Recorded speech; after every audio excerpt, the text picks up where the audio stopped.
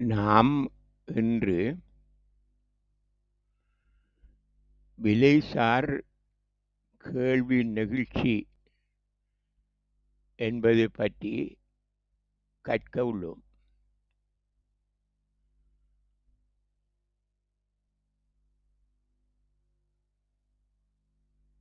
விலையின் சதவீத மாற்றத்துக்கு சார்பாக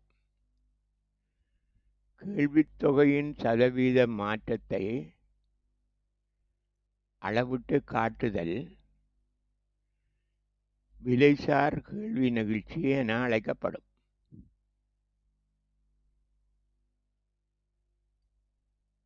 விலைசார் கேள்வி நெகிழ்ச்சி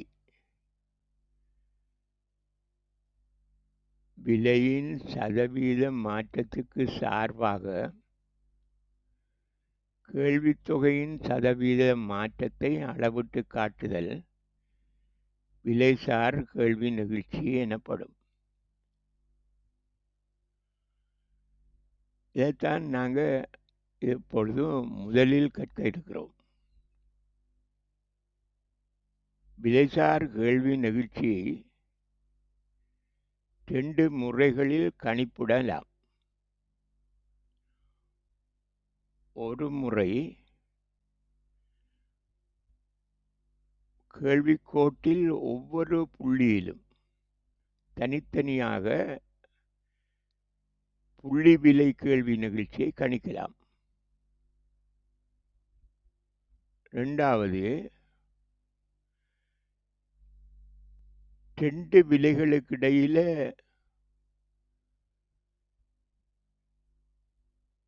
அந்த பண்டத்தின் கேள்வி நெகிழ்ச்சியை கணிக்கலாம். இந்த கேள்வி நெகிழ்ச்சியின் வகைகள் 3 உள்ளன. ஒன்று விலைசார் கேள்வி நெகிழ்ச்சி. இதைத்தான் நாங்கள் முதலில் பார்க்க இருக்கிறோம். இரண்டாவது, குறுக்கு கேள்வி நெகிழ்ச்சி. மூன்றாவது, வருமானம்சார் கேள்வி நெகிழ்ச்சி. முதலில் இந்த மூன்றையும் பற்றி முதல்ல ஒரு சின்ன விளக்கத்தை பார்ப்போம். கேள்வி சார்பு என்பது நாங்கள் முன்னர் தெளிவாக கற்ற விடயம்.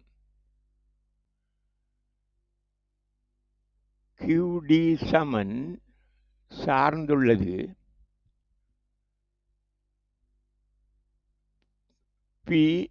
PN Y T EX N. QD குறித்த ஒரு தினத்தில், ஒரு சந்தர்ப்பத்தில் அல்லது ஒரு கால இடைவெளிக்குள்ள குறித்த ஒரு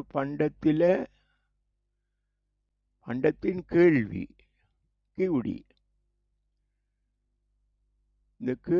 இந்த பண்டத்தின் கேள்வியை நிச்சயிக்கிற காரணிகள் தான் இங்கே சார்பாக காட்டிடுது. ஒவ்வொன்றிலும் இந்த கேள்வி நிச்சயிக்கப்படுது. இந்த கேள்வி ஒவ்வொன்றும் சேர்ந்துதான் குறித்த தினத்தில் அந்த பண்டத்தின்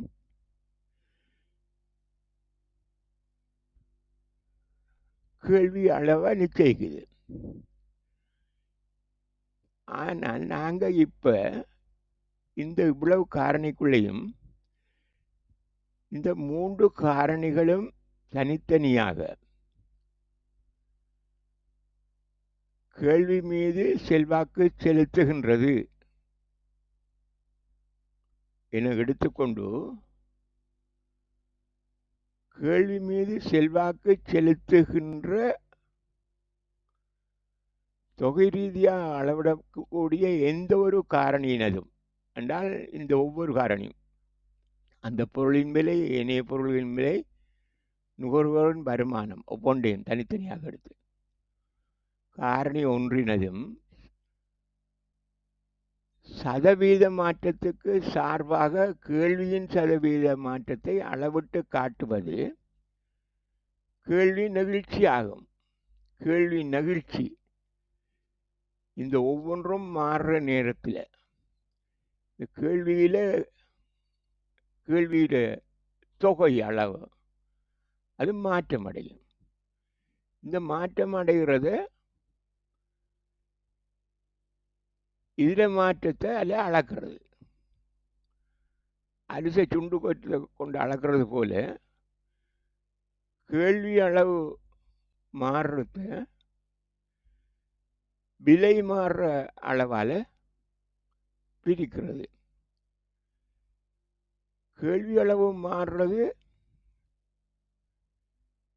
விகிதமாக கணிக்கிற,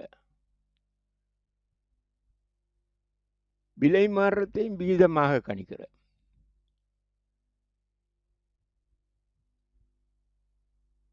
இந்த விகிதத்தை, அதாவது கேள்வி அளவு மாறுகின்ற விகிதத்தை விலை மாறுகின்ற விகிதத்தால் பிரித்தால்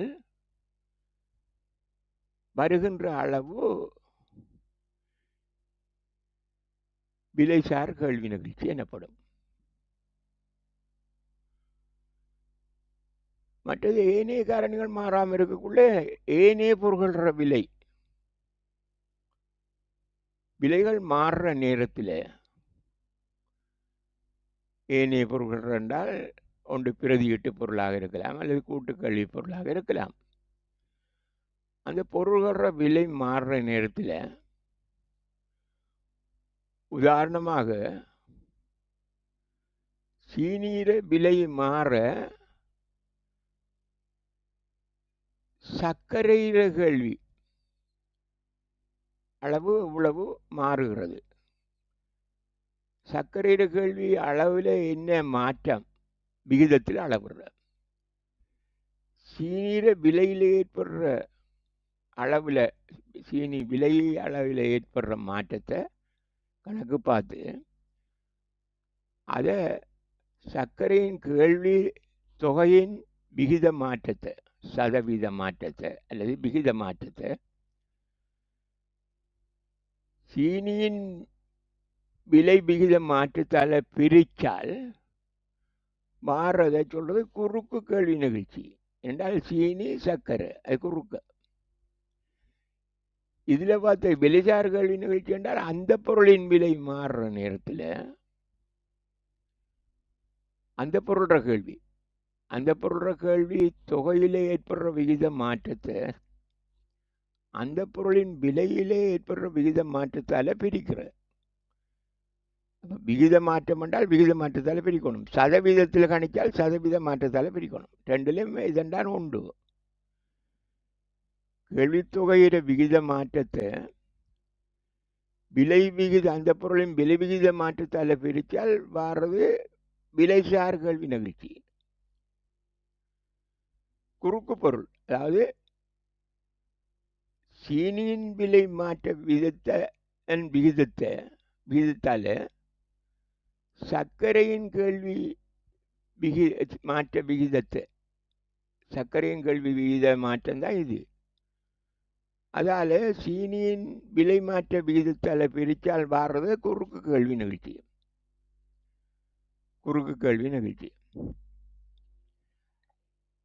இது விகிதத்தில் கணக்கெடுத்தால் விகிதத்தால் பிரிக்கணும். இது சதவீதத்தில் கணக்கெடுத்தால் சதவிகிதத்தால் பிரிக்கணும். பிரித்தால் வருவது அது குறுக்கு கேள்வி நிகழ்ச்சி. இது சர்க்கரையின் கேள்வி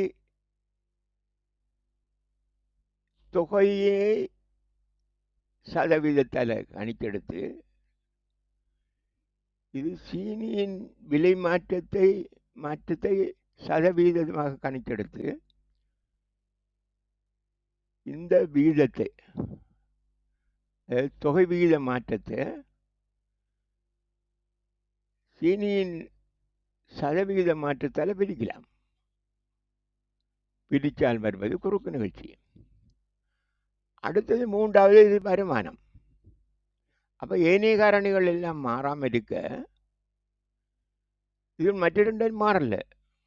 விலையும் மாறல, நுகர்வோர் வருமானமும் அது மாறல, எதிர்பார்ப்பும் மாறல, சனத்து அளவும் மாறல, ஏனைய பொருட்களின் விலையும் மாறல, ஒன்றும் மாறல. ஆக நுகர்வோர் வருமானம் மட்டும் சம்பளம் கூடுது அல்லது சம்பளம் குறையுது. மக்கள் வரவு செலவு திட்டத்தில் சம்பளத்தை கூட்டிட்டாங்க. கூட்டினால் கேள்வி, குறித்த பண்டத்தின் கேள்வி. இப்போ எடுப்போம் கோதுமை மாவோட கேள்வி அல்லது அரிசியில கேள்வி மாறுது. அரிசியில கேள்வி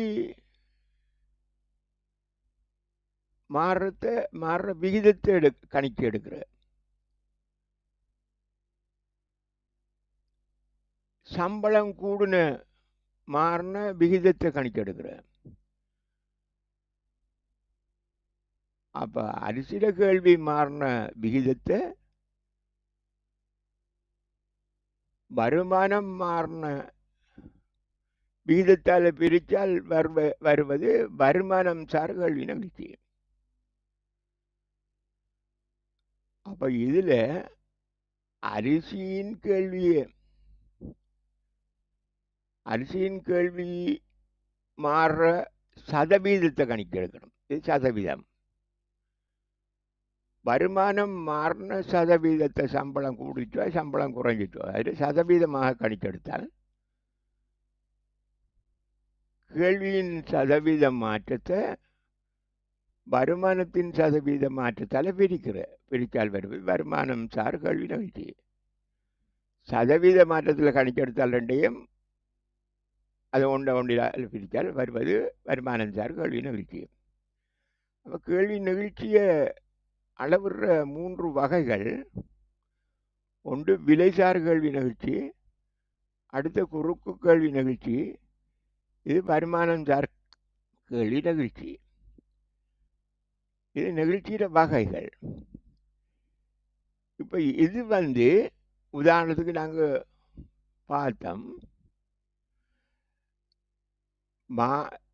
கோதுமை மா எடுத்தால் கோதுமை மாவோட கேள்வியும் கோதுமை மாவோட விலையும். இதில் எடுத்தம் சர்க்கரையிட கேள்வியும் சர்க்கரையிட கேள்வியும் சீனிட விலையும்.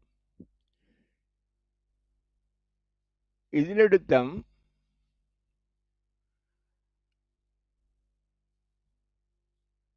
அரிசியிட கேள்வியும் சம்பளத்திற கேள்வியும். சம்பளத்திற அளவும் மாறினது சம்பளம். அப்படி எடுத்தோம். ஒன்றில் கேள்வி நிகழ்ச்சியின் வகைகள் 3 வகைகள் இருக்கு. விலைசார் கேள்வி நிகழ்ச்சி, குறுக்க கேள்வி நிகழ்ச்சி, வருமானஞ்சார் கேள்வி நிகழ்ச்சி. இப்போ கேள்வி நிகழ்ச்சி என்றால் என்ன என்றதை நான் ஒரு தரம் சொல்றேன் பாருங்க. கேள்வி மீது செல்வாக்கு செலுத்துகின்ற தொகை ரீதியாக அளவிடக்கூடிய எந்த ஒரு காரணியினதும் சதவீத மாற்றத்துக்கு சார்பாக கேள்வியின் சதவீத மாற்றத்தை அளவிட்டு காட்டுவது கேள்வி நிகழ்ச்சி ஆகும். அப்ப இது 3ஐயும் சேர்த்து சொல்றது கேள்வி நிகழ்ச்சி தான். விலைசார் கேள்வி நிகழ்ச்சி, குறுக்கு கேள்வி நிகழ்ச்சி, வருமானஞ்சார் கேள்வி நிகழ்ச்சி. இதுல தனித்தனி ஒவ்வொன்றையும் காட்டுறது. விலையின் சதவீத மாற்றத்துக்கு சார்பாக கேள்வி தொகையின் சதவீத மாற்றத்தை அளவிட்டு காட்டுதல் விலைசார் கேள்வி நிகழ்ச்சி என அழைக்கப்படும். இது வருமானத்தின் சதவீத மாற்றத்துக்கு சார்பாக குறித்த பண்டத்தின் கேள்வித்தொகையின் சதவீத மாற்றத்தை அளவிட்டு காட்டுதல் வருமானம் சார் கேள்வி நிகழ்ச்சி. இதுல குறித்த ஒரு பண்டத்தின் கேள்வியின் சதவீத மாற்றத்துக்கு சார்பாக ஏனைய பண்டத்தின் கேள்வித்தொகையின் சதவீத மாற்றத்தை அளவிட்டு காட்டுதல் குறுக்கு நிகழ்ச்சி என அளவிடப்படும். அப்போ இந்த ஒரு வரைவிலக்கணம் தான் இதில் விலைசார் கல்வி நிகழ்ச்சி இருக்கிறான். இது குறுக்கு கல்வி நிகழ்ச்சி என்றால் அதுக்கு தக்க மாதிரி இதை மாற்றி சொல்லணும். வருமானம் சார் கல்வி நிகழ்ச்சி என்றால் அதுக்கு தக்க மாதிரி மாற்றி சொல்லணும். இப்போ இன்னைக்கு நாங்கள் முதல்ல பார்க்க இருக்கிறது விலைசார் கேள்வி நிகழ்ச்சியை மட்டும்தான் முதல்ல பார்ப்போம். அதுக்கு அடுத்ததாகத்தான் குறுக்கு கேள்வி நிகழ்ச்சி, அதுக்கு அடுத்ததாக வருமானம் சார் கேள்வி நிகழ்ச்சியை பார்ப்போம். இப்போ விலைசார் கேள்வி நிகழ்ச்சியை பார்ப்போம். விலைசார் கேள்வி நிகழ்ச்சியை 2 விதமாக அளவிடலாம். ஒன்று புள்ளி விலை கேள்வி நிகழ்ச்சி, அதாவது ஒரு குறித்த பண்டத்தின் குறிப்பிட்ட ஒரு விலையில், அதாவது மிகவும் அற்பமான மிகவும் நுண்ணிய ஒரு விலை மாற்றத்தின் போது விலை மாறுறதுதான். விலை கூடும் அல்லது விலை குறையும் என்று பார்த்தினாங்க.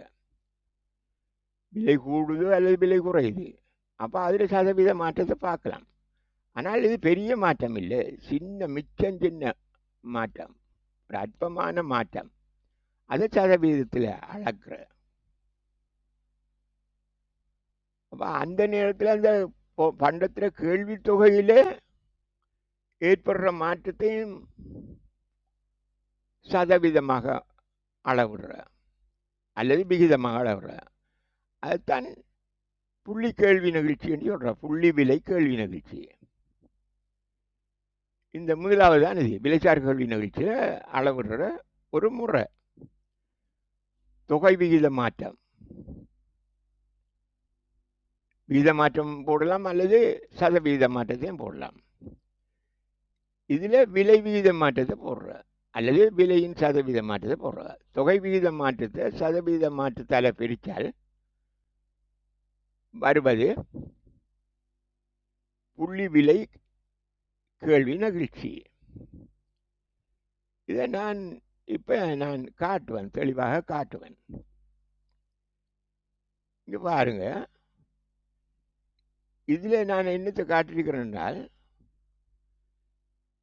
தொகை வீத மாற்றத்தை அளந்தாலும் சதவீத மாற்றத்தை அளந்தாலும் ரெண்டும் ஒன்று தான். பாருங்க, இதுதான் சதவீத மாற்றம். இது சதவீத மாற்றத்தை அளக்கிற வாய்ப்பாடு. இது ஈடு என்றது புள்ளி விலை கேள்வி நிகழ்ச்சி சமன்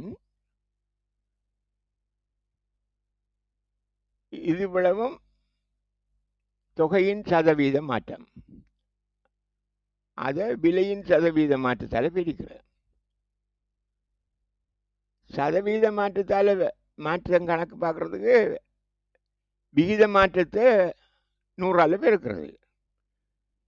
அப்போ இது தொகையின் விகிதம் அதை 100ஆல் பெருக்குன்னா சதவீத மாற்றம். இது விலையின் விகிதம், இதன் விலையின் மாற்ற விகிதம், அதை 100ஆல் பெருக்குன்னா விலையின் சதவீத மாற்றம். ஆனால் இது ரெண்டையும் விடுறது 100ஆல் பெருக்காம நம்ம பாருங்க, இது தொகை விகித மாற்றம், இது விலை விகித மாற்றம். தொகை விகிதத்தை விலை விகித மாற்றத்தால் பிரித்தால் வாரது புள்ளி கேள்வி நிகழ்ச்சி. விலைசார் நிகழ்ச்சியை கணிப்பிடக்கூடிய முறைகளை இப்பொழுது பார்ப்போம். விலைசார் நிகழ்ச்சியை 2 முறைகளில் கணிப்பிடலாம். ஒன்று புள்ளி விலை கேள்வி நிகழ்ச்சி, அடுத்தது வில் நிகழ்ச்சி. புள்ளி விலை கேள்வி நிகழ்ச்சி என்பது கேள்வி கோட்டில் ஒரு புள்ளியில் நிகழ்ச்சியை கணித்தலாகும்.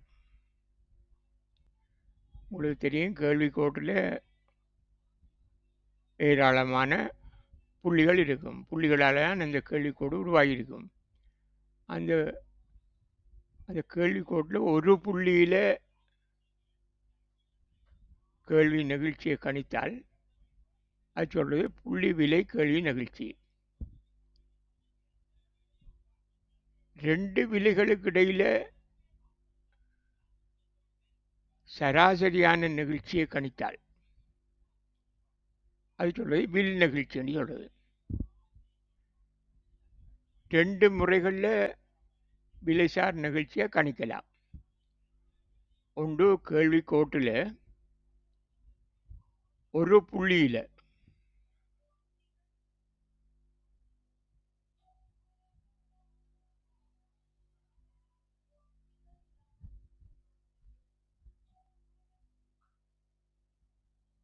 அது கேள்விக்கோடு. இந்த கேள்விக்கோடை பாருங்கள். இந்த கேள்விக்கோடில் இதில் ஒரு புள்ளி, இது ஒரு புள்ளி. இந்த புள்ளி 70 ரூபா விலையில் 400 அளவு கேள்வி.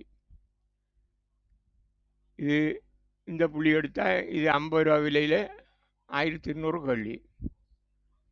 இந்த புள்ளி எடுத்தால் 40 ரூபா விலையில் 1600 கேள்வி. இப்படி ஒரு கேள்விக்கோட்டில்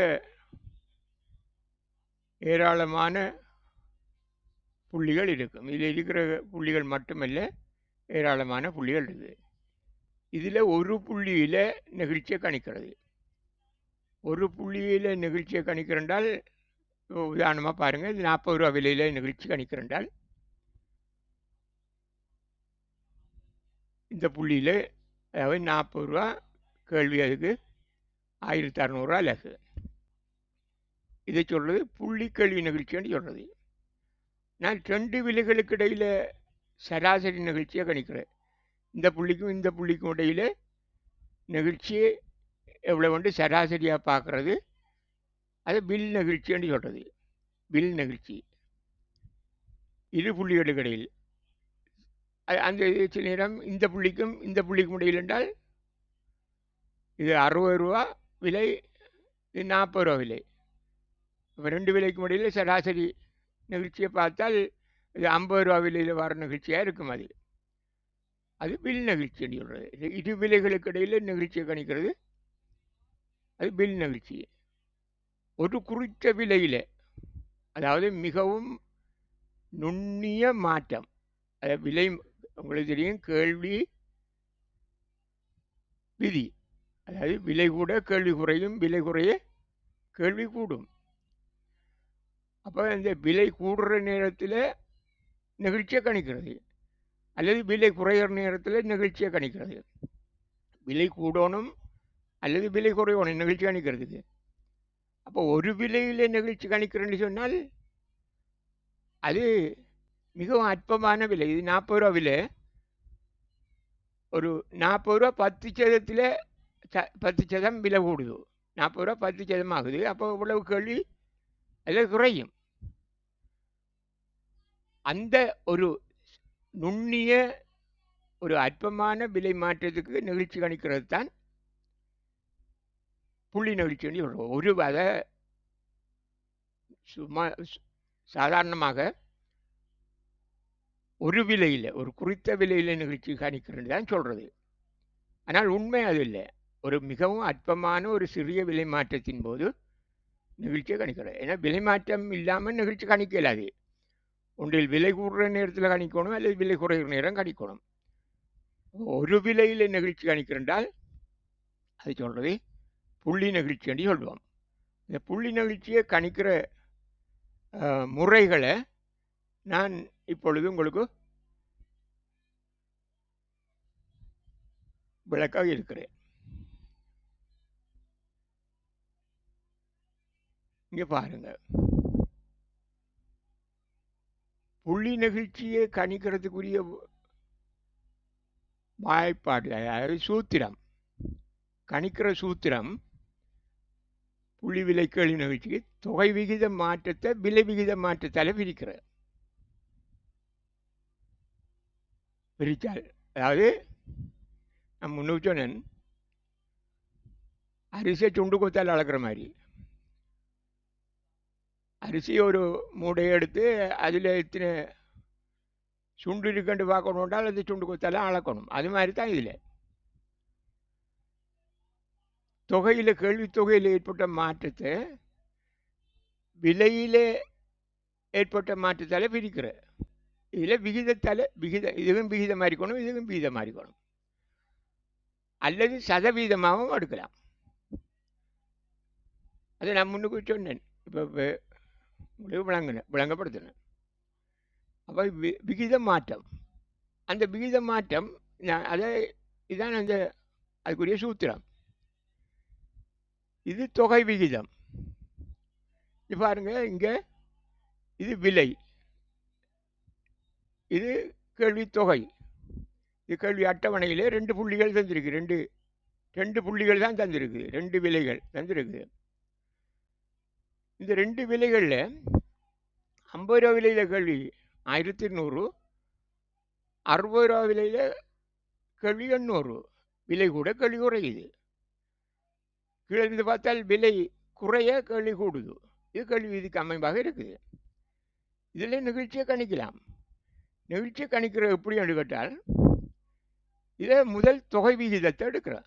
தொகை விகிதத்தை எடுக்கணும். தொகை விகிதம் எப்படி பார்க்குற, தொகை விகிதம் இதில் மாற்றத்தை தான் பார்க்குறது.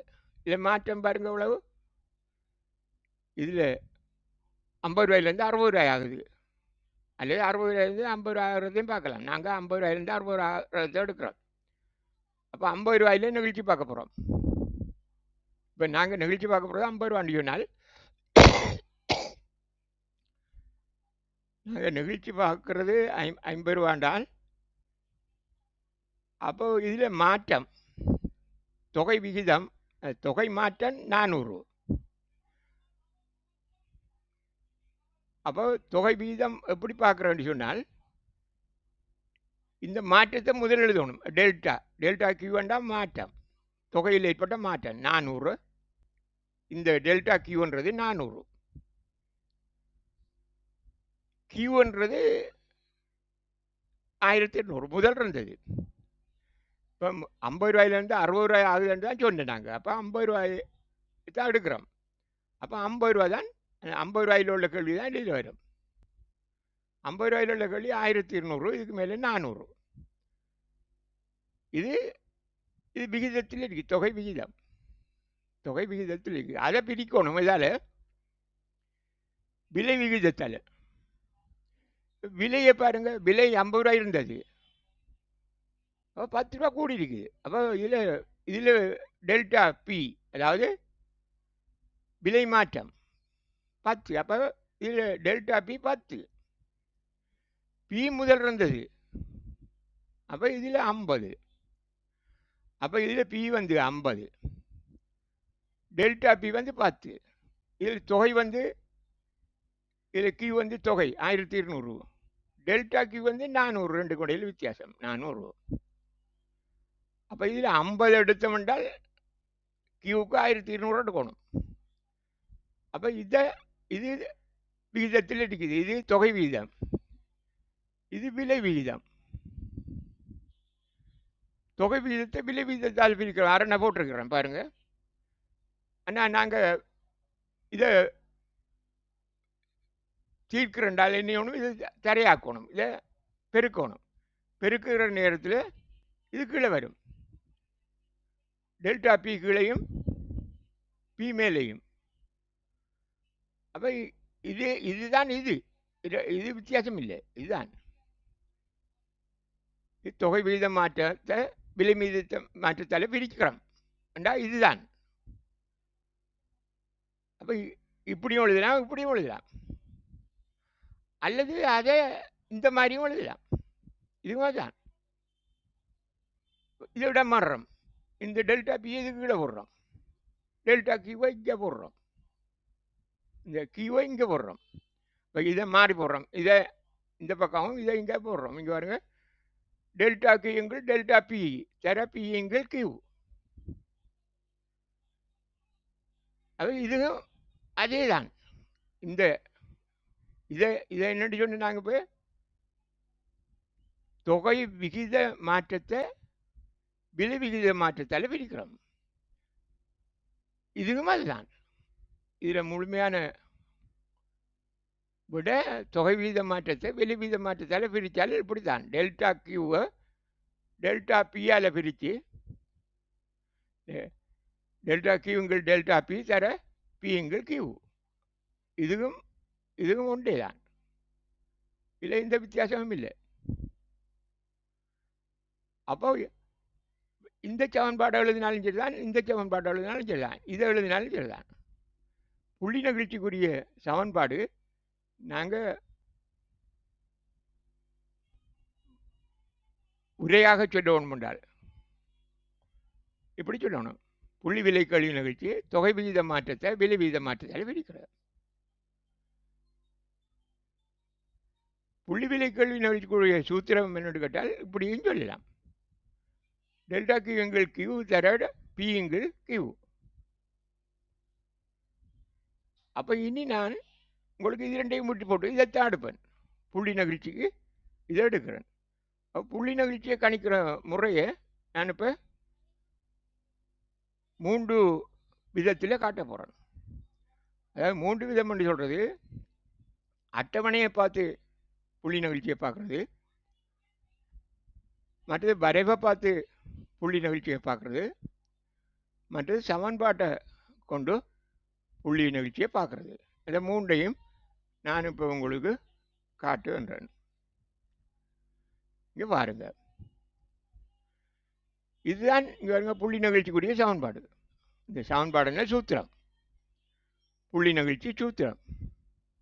டெல்டா கியூங்கள் டெல்டா பி தர பிங்கள் கியூ.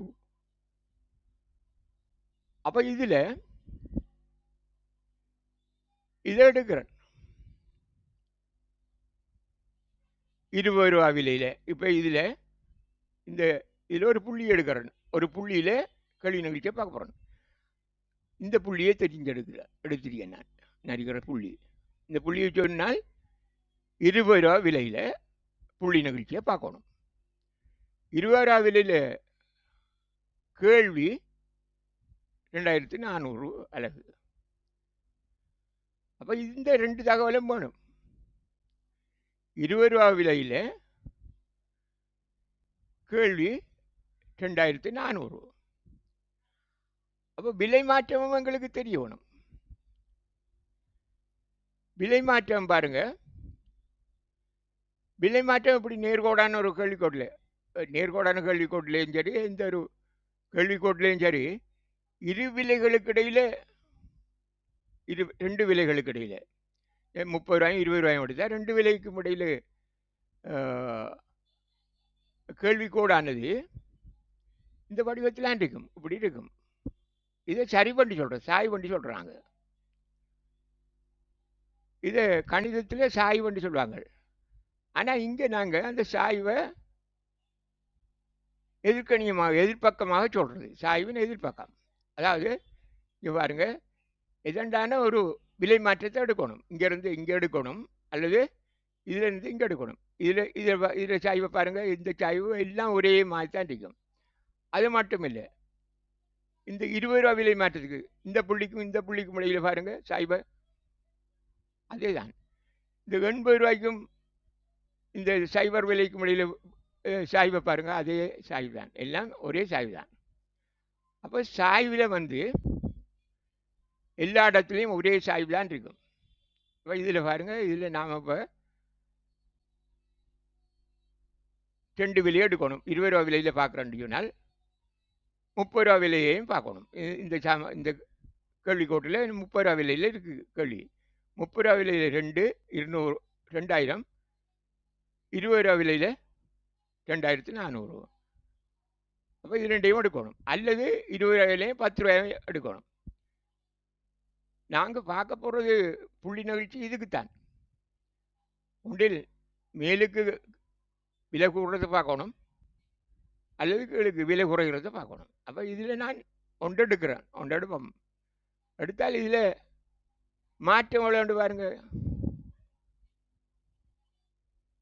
டெல்டா கியூ 400 பாருங்க, 2000 2400க்கும் இடையில் வித்தியாசம் 400.